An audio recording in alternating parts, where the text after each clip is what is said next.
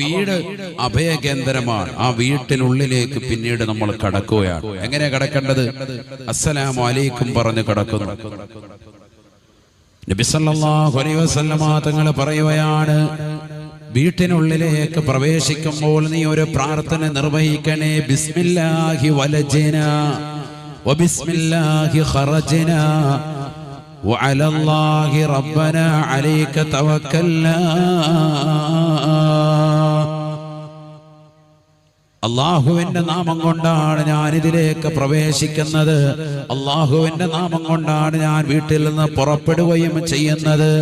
അവനിലേക്ക് പരിപൂർണമായി ഞാൻ പരമേൽപ്പിക്കുകയും ചെയ്യുന്നു. ഇത് പറഞ്ഞുകൊണ്ട് വീട്ടിനുള്ളിലേക്ക് കടക്കണേ എന്ന് ഹബീബുനാ റസൂലുള്ളാഹി. ബിസ്മില്ലാഹി വലജ്നാ വബിസ്മില്ലാഹി ഖറജ്നാ റബ്ബനാ അലൈക തവക്കൽനാ. പറയണം. അല്ലാഹു തൗഫീഖ് നൽകട്ടെ.